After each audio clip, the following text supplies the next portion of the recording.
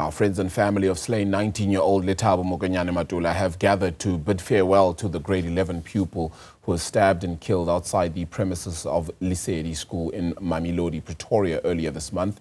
Speaking at the funeral service, the school's principal urged students to speak out against bullying and said kids are often not safe outside school premises due to the ongoing gangsterism in Mamelodi. Sitheliswa Beja has been attending the funeral and joins us now live for an update. The words then from the principal ringing true amongst a lot of the students then, Sitheliswa. A very good afternoon to you, Arabile. As we are speaking right now, the body of Lethabo Mokonyane-Matula is making its way to the cemetery right now. The family has asked, for a private ceremony. That means that our cameras are not allowed to follow them to the cemetery. One of the things that the school's principal spoke highly about was, that the fact that the schools are safe, the kids are safe inside the school premises. But however, outside it seems to be a different story as, gangsterism wreaks havoc around these schools in Mamelodi, not just outside the secondary school, but in Mamelodi, it's an entirety. Let's play a clip where the principal was, lamenting on this.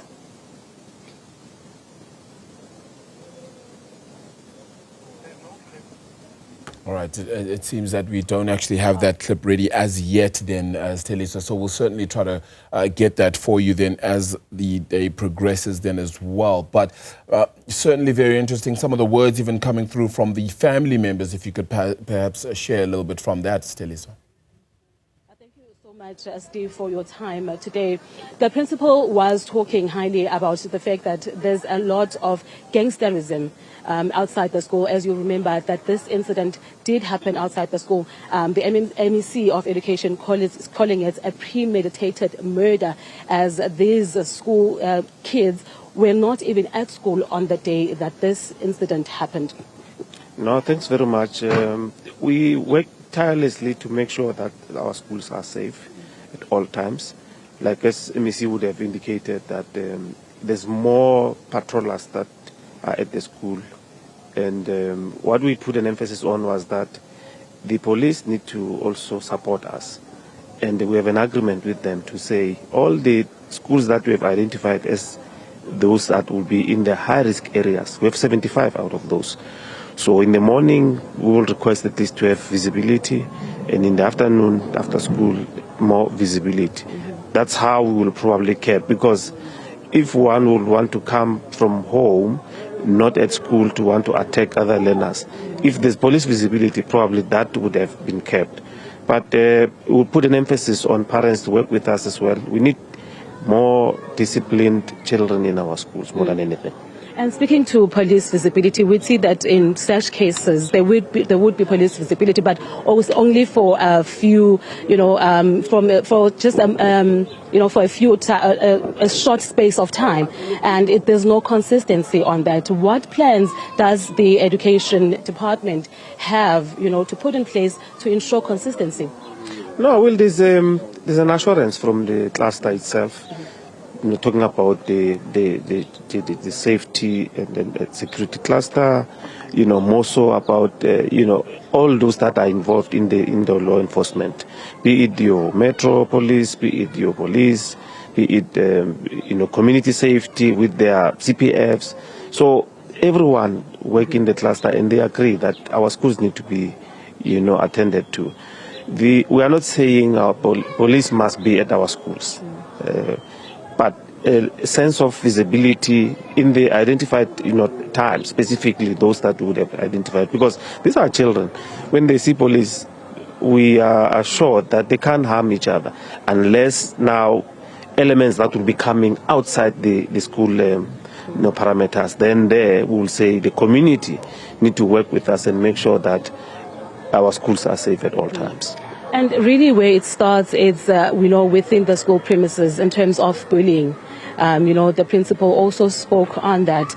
Will we ever see a case where we have psychologists inside school premises where it's also a subject that's being taught, just like life orientation, where kids are being taught on how to handle, their anger, practicing intelligence, in how to control their anger. Look, that has been identified a long time ago. I mean, that bullying was identified as a problem in our schools, not only in Gauteng, national. That's when the element of curriculum was introduced.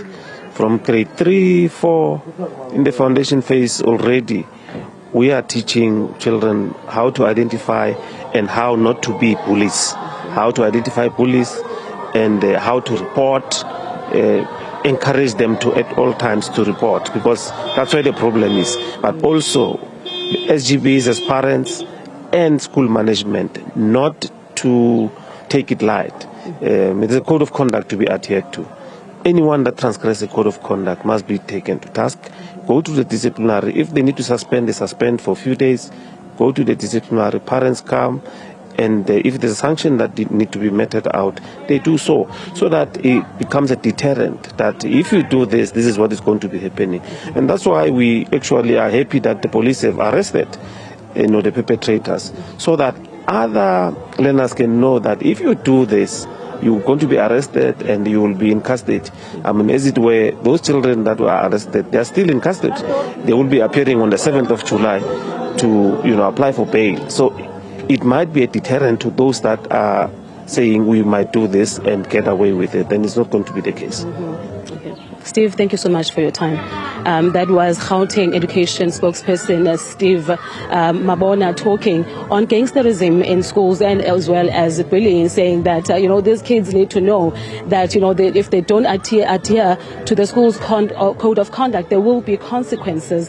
As we mentioned, that the alleged killers of Lethabo are behind bars, and they will be making that appearance on the 7th of July and making that bail application. As you know, that the National Prosecuting Authority has said that it will be opposing that bail application. So now it's back to you in studio, Arabile.